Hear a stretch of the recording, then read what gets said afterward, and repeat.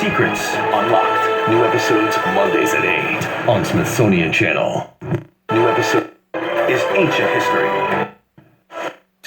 Try 5 pairs for free at warbyparker.com. Everything you thought you knew is ancient history. Everything you thought you knew is ancient history. Watch Secrets Unlocked. New episodes Mondays at 8 on Smithsonian Channel. Over the course of the Middle Ages, simple armor evolves into tougher plate armor. Knights no longer need shields, but can use both hands to swing a longer, heavier sword. And they have to, because their opponents are also clad in massive iron suits of armor. Around the same time, but on the other side of the world, in Japan, samurai warriors fight with the katana, another two-handed sword. It's a very, very aggressive weapon. You attack until you've killed the enemy. And the strokes you use to kill the enemy, which the Japanese still teach in kendo, mostly involve chopping off the head and right arm. Stefan Roth has studied many kinds of swords. The katana is known as the masterpiece of Far Eastern weapons technology. The blade is curved, single-edged, and 25 to 30 inches long. The longsword, on the other hand, has a broad double-edged blade with a very sharp point and measures 32 to 47 inches.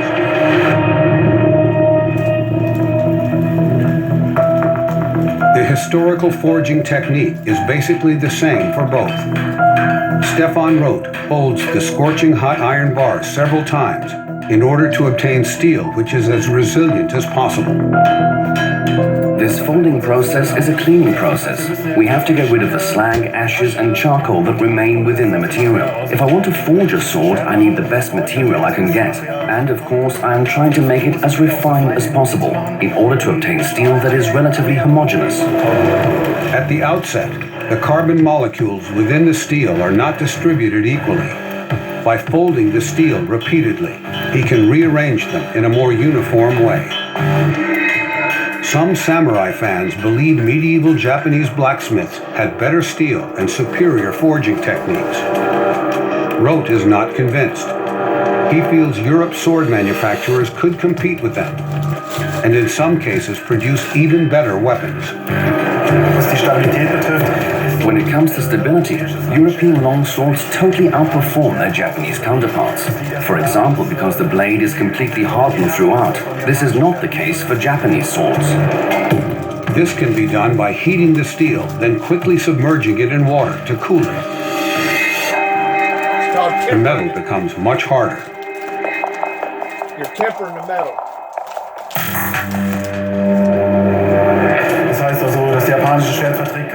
But the only problem with tempering the metal is, if you temper it too much, whenever the sword strikes another hard object, rather than it reflecting, it could actually break in half. And that's what you don't want to do, is temper it too much, because if you do, you could be left holding half of an object in your hand while your opponent has the whole sword. That could literally cost you your life because you did not temper it the way that it was supposed to have been tempered. In other words, you made it too hard.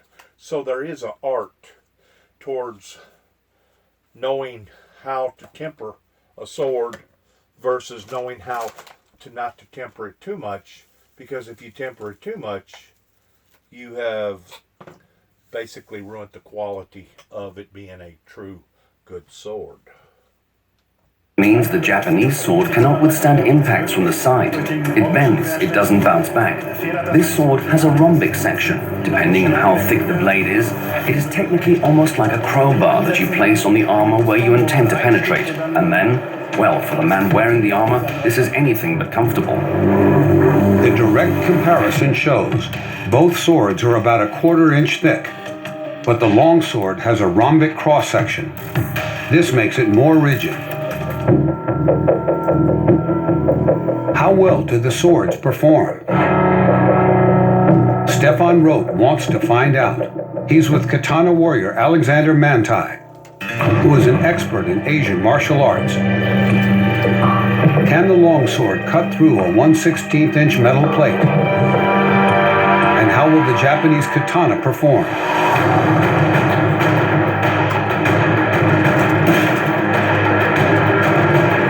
The result of the longsword katana competition: the katana cuts through only half of the steel. With his longsword, Stefan manages to sever the entire steel plate. Our next test: how well do both weapons penetrate?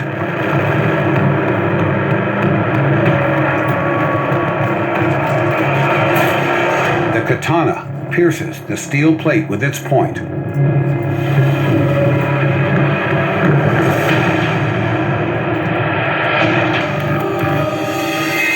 Das europäische Schwert ist natürlich dafür prädestiniert. The European sword is of course predestined for penetrating because it is long, pointed, and most of all straight. This means the energy can be directed at one point. You can see very nicely how deep the blade has penetrated the metal. Just imagine you'd have a knight wearing armor of maybe not the best quality. It could very well be possible that the sword goes through it. The longsword easily outperforms the katana. To this day, the prevailing belief is that the samurai battle techniques are superior to those of medieval knights. But is it really true? Stefan Roth and Alexander Mantai want to compare the performance of both weapons. The single-edged katana is first.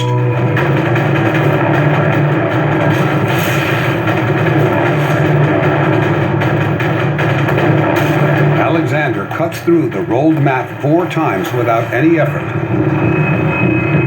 The double-edged European longsword permits another method of swordplay, which could possibly give it a slight advantage.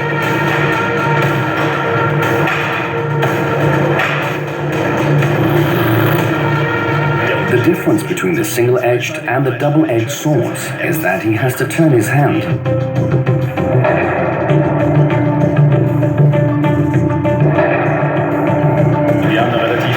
We have a natural hand position and maybe only save a millisecond, but in battle, a real-life battle, this could mean life or death. In reality, the two swords never actually met blade to blade on the battlefield, but their objectives were documented. Books on combat techniques highlight the sophistication of European swordplay. One is the Italian Fior di Battaglia, the flower of battle, from the early 15th century. The books mainly feature the methods used in duels or exhibition fights and are quite brutal. I think the depictions of the violence that were used with the long swords in the Middle Ages was completely very barbaric. If we compare to modern times, however, I don't think that they were necessarily any more barbaric than things that we've seen in recent years. We've seen levels of torture over the past 100 years that are just as barbaric as the things we see in the Middle Ages. So I think it was just a different time with different weapons that could do horrific amounts of harm. The Codex Wallerstein is another martial arts manual dating back to the 15th century. It depicts the versatility of longswords, but it also shows how merciless the fighting techniques were. For example, the half-sword thrust. The sword is held like a billiard cue and thrust into the gaps of the opponent's armor. The names of other techniques speak for themselves: mouth blow, murder strike, or testicle strike. In the late Middle Ages, the longsword is less common on the battlefield, but plays an important role in judicial duels between knights. In these trials by combat, the outcome is seen as a judgment by God, and the winner proclaimed to be truthful. The katana also holds a particular symbolic value for the samurai.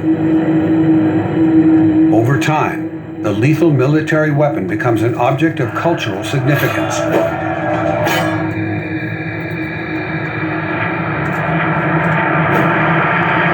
The sword is something of enormous mythic significance across all cultures, but in some particularly. For Japan, the sword is the ultimate expression of identity, both as a personal possession and as a way of representing who the Japanese think they are. Swords remain dreaded close combat weapons well into the modern era. They served as sidearms for soldiers who carried firearms, pikes, and bayonets. And the medieval wonder weapon lives on to this day. It's still included in full-dress ceremonial uniforms and used more actively in the popular sport of fencing.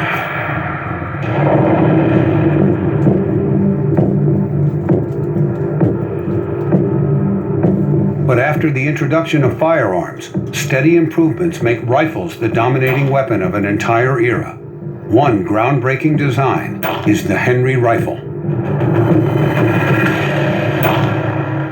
I'm Julie Montague. Hello. Join me as I go in. So now we went from a single action powder gun to basically a machine gun, an AK-47. And now people can shoot and kill people as long distances as a half a mile, or press a button and kill a whole community with a missile and never have that true sensation of one-on-one combat of what they used to have back during the ancient Dark Ages. It has basically taken the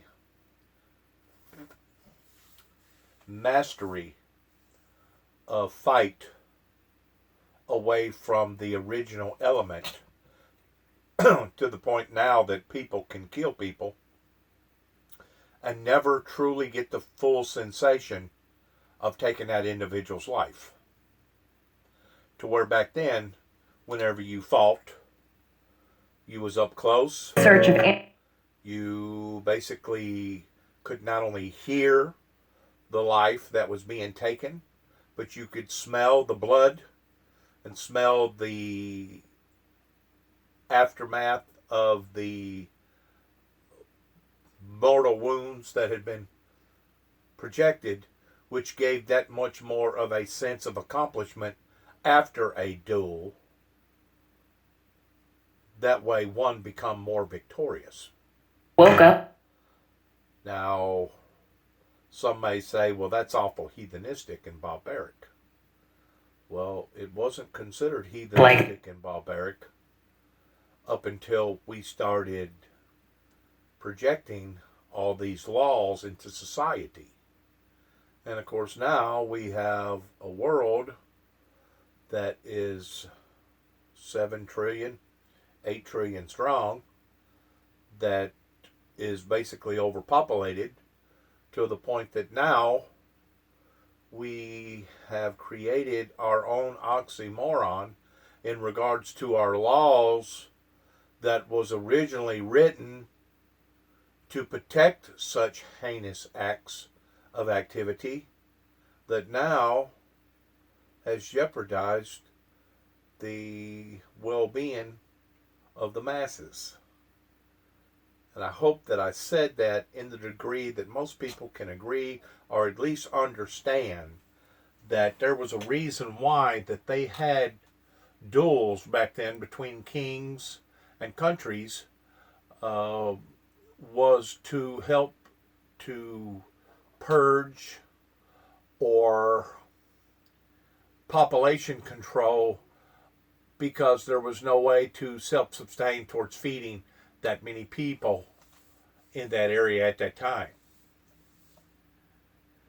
And I tend to wonder the way that we continue to keep tampering around with Mother Nature and not just taking oil and gas, natural resources from the earth, but taking the water out of all the aquifers in the earth, that are making it that much more unpleasant for the human race to live upon the planet, because as you're draining the aquifers, especially out in California out west, but as you're draining the aquifers, you're also giving the heat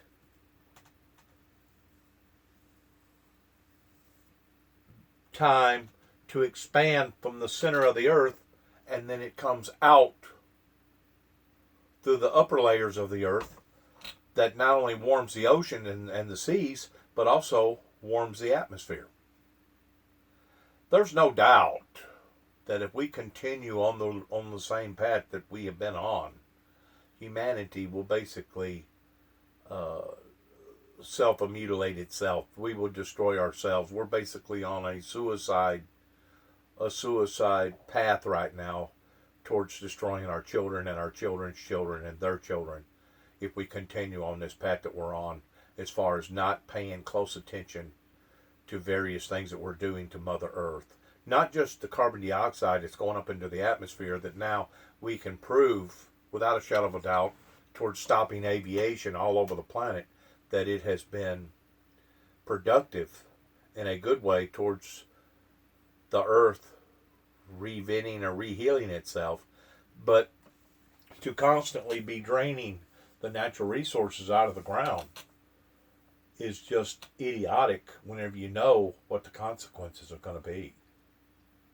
It's kind of like a person that's continuously smoking one cigarette after another, 2 or 3 packs a day. I mean, if you continue to do this, you're going to damage your lungs. And if you continue to do it long enough, you're not only going to damage your lungs, but you're going to basically kill your lungs. You're going to basically die of lung cancer, because you have built all that tar and nicotine up into your lungs. Your lungs is very lazy. Your lungs is almost like paper tissue. And it doesn't take much to gouge a lung. It doesn't take much to collapse a lung. It doesn't take much to destroy the fiber in a lung. And that's what these e-cigarettes, these electrical cigarettes, are doing to these young people, because the majority of them that get the coronavirus and winds up getting on a ventilating machine, about half of them don't come off, because they've already done severe damage to their lungs. And now whenever that coronavirus inflames those tissues, it just makes basically the lungs to, I don't want to use the word mutilate or self-explode, but it makes the lungs basically collapse on themselves, because once you get the lungs now adjusted to the ventilator, towards trying the ventilator off, is going to basically kill the rest of the body. And of course, you can't keep people on ventilators all their lives. I mean, it's one thing to have to go on a dialysis machine from the time you go to bed, from the time that you wake up, towards cleaning your blood and doing stuff that your kidneys and that your liver and other organs are supposed to be doing. But it's another thing to have to live on a ventilator machine or an iron lung.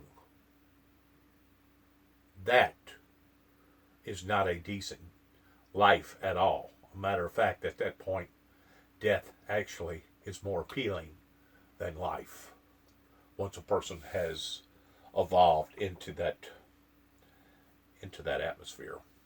So please, let's listen to the rest of this pertaining to the duels of different types of metals, and now we're elevating over into the good old American firearm. 1861, the onset of the American Civil War. The standard weapon of the Union North is the Springfield rifle, a muzzleloader with high accuracy. But the reloading process is cumbersome and time-consuming.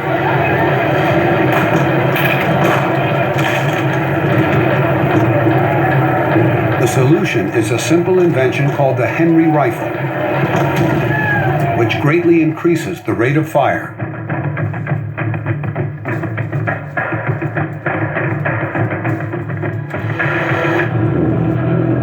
A shooting range near Gotha, Thuringia, Germany. Wolfgang Stabe builds and collects historical firearms. There is no 19th century weapon that fascinates him quite like the Henry.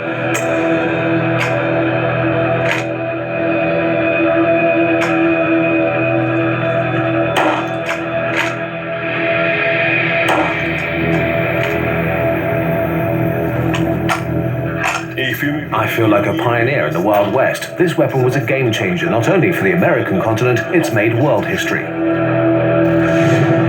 The weapon is named after American gunsmith Benjamin Tyler Henry. The magazine holds 15 cartridges. One additional round can be loaded in the barrel. The rifle weighs over 8 pounds. The barrel is 20 inches long. The most important detail: it can be reloaded with a lever located below the barrel. When you pull the lever, the empty cartridge is ejected and the next round is brought into position. So you only need one movement to operate the weapon with greater ease and reliability. Ganz einfach, ich befördere den Hebel nach unten. I push the lever down and a new cartridge is loaded from the magazine into the chamber using a spring. And now it's in the chamber. As easy as that. Now I can fire, reload, and fire again.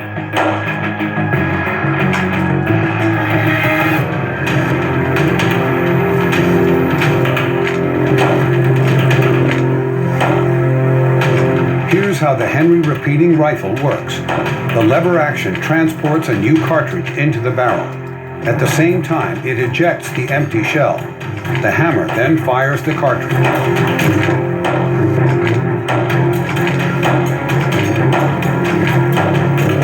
This weapon was a masterstroke. This is a tubular magazine. We have a spring that transports the projectile properly, and you turn the barrel at the front.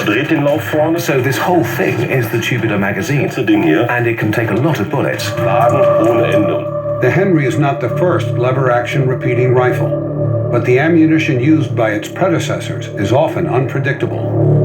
Sometimes when firing the weapon, they hit the percussion cap of the cartridge in front, causing it to ignite. That means that the whole magazine goes off at once and blasts the weapon completely. This leads to bad accidents, sometimes even fatal. The Henry's improved percussion cap eliminates the malfunction, and the rifle rises to prominence due to its repeater mechanism, which allows cartridges to be reloaded very quickly.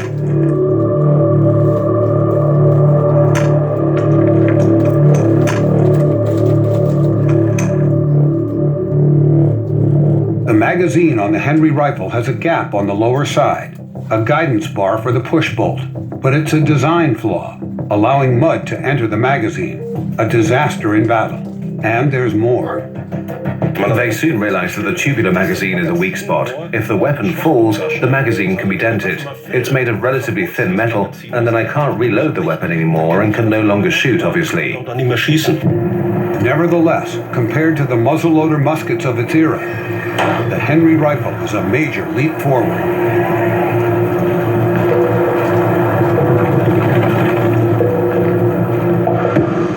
Benjamin Tyler Henry knows if his rifle is successful with the military, he'll make a fortune. He files a patent application for the rifle on October 16, 1860, about 5 months before the outbreak of the Civil War. A wise decision. If a new weapons technology proves successful, everyone will try to copy it, including the enemy. But now, new legislation is in practice, in the form of patent law.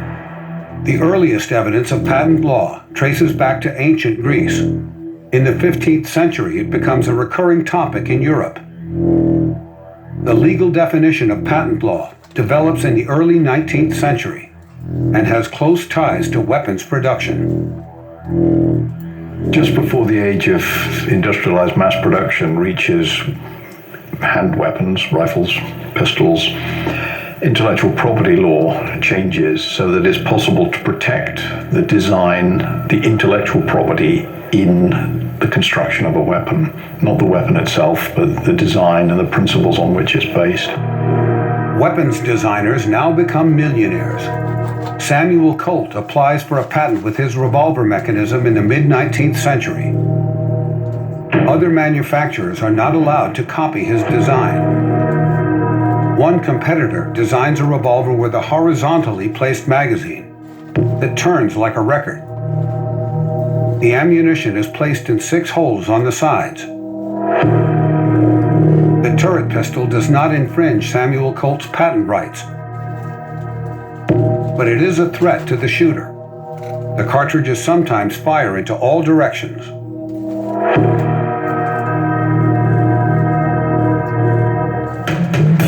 Thanks to patent law, today's armament business is flourishing around the globe.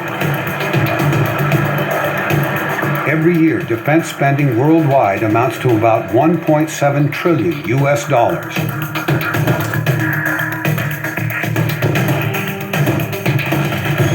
At the shooting range near Gotha, Wolfgang Stabe wants to find out how fast he can fire 10 shots with Benjamin Tyler Henry's patented rifle.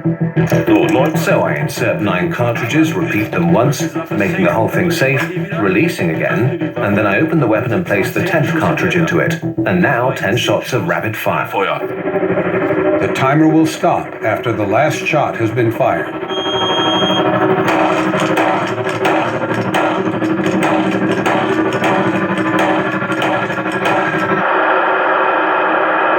We needed 8.8 seconds, less than 1 second per shot. That's fantastic. More than 1 shot per second. In the 19th century, this was a quantum leap. The Henry rifle should be an enormous advantage for the Union Army. But the high rate of fire concerns the generals.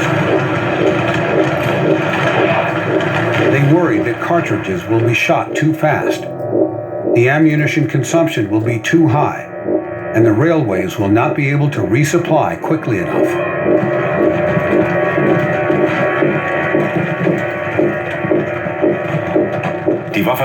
The weapon had enormous firepower. That means troops needed a lot of ammunition, which was expensive, as was the weapon itself. So the American generals were really hesitant.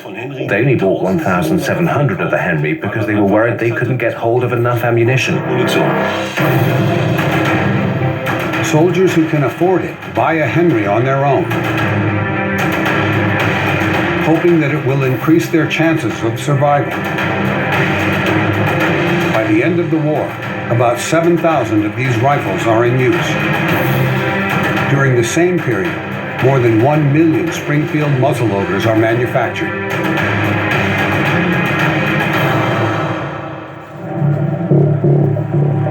Which rifle is more reliable?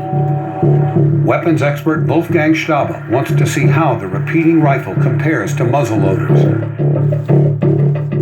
4 experienced shooters are competing in teams of 2. In turquoise, the northern states with the Henry rifle. In red, the southern states with Springfield muskets, the predominant weapon in the U.S. Civil War. How many targets will the teams be able to hit in 2 minutes? So, everything's safe, we can begin. This is the timer. We'll start it in a moment. Give it your best shot, I'll do the same. We want to win. Live experiment, North versus South.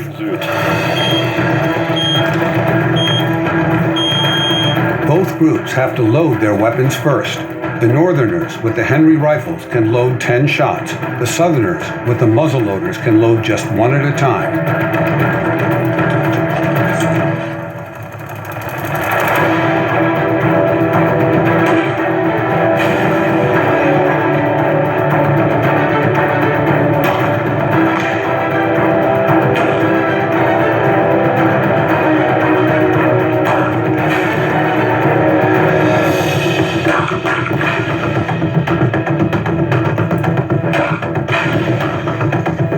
Turquoise is in the lead. The repeater rifle is faster, and their shots actually hit a couple of the targets.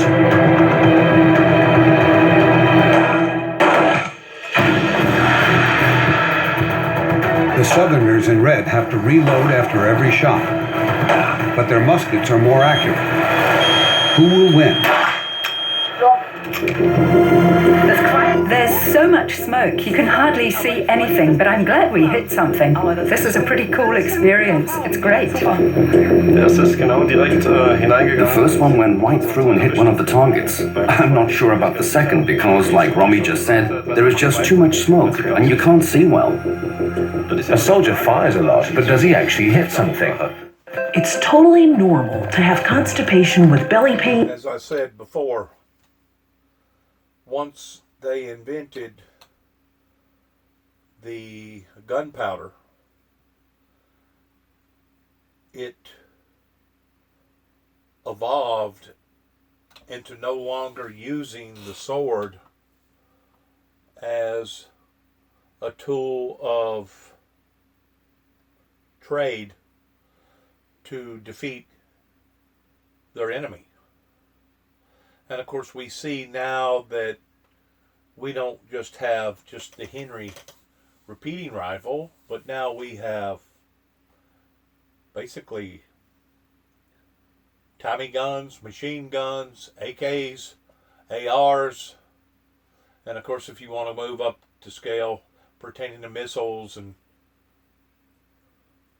it's all a game of destruction to bring mass destruction to humanity. And it takes away from the originality of the sport towards coming that close to your opponent whenever you was having to use hand-to-hand, sword-to-sword techniques. Once more, these are the depths of Satan. The depths of Satan doesn't just bring transparency towards the defilement of the Ten Commandments. The depths of Satan can be everything from modern day electricity to cell phones to water coming out of our sinks to our dishwashers to our microwaves to our guns now that can basically shoot a car completely in half to the missiles that can be used to bring destruction to humanity. Not counting the temptations of greed, selfishness, and of course the temptations of lust pertaining to sexuality stuff. All these are the depths of Satan that it talks about in the first 4 chapters of Revelations. He who have not known the depths of Satan to hold fast till he comes. Indicating, first of all, that he would come. Second of all, indicating that when he comes, he's coming back for a church that is spotless, that is looking, watching, and waiting for his return in a holy, righteous, divine way. I just wanted my viewers to have just a bit of insight of the metals that have been transfigurated from a hand-to-hand unique way towards defeating your enemy, to the point that now we can basically shoot a laser at an airplane and take it plumb out of the sky. Why is it that humanity has brought so much anguish to each other in this degree? The answer is simple. It's because of the hatred and the competition that Satan has displaced into the hand of man that has caused mankind to turn so wicked and so evil. May we as a society, instead of striving towards war, may we as a society strive more towards peace, pertaining to the sword, symbolizing peace on earth, that now, yes, is in my possession here at 291 Thompson Road, Sharon, Tennessee, zip code 38255, that has been anointed by the Heavenly Father pertaining to the doomsday devil's duel that is to occur according to biblical Bible prophecy of the beginning phases of Armageddon that will be unleashed upon the society here in this world. Good luck to all of us, and we can't repeat it enough. Shalom. Shalom to those who are truly seeking a divine, righteous, holy, gracious way to become closer to God, to be Christ-like, even in the end of this universe.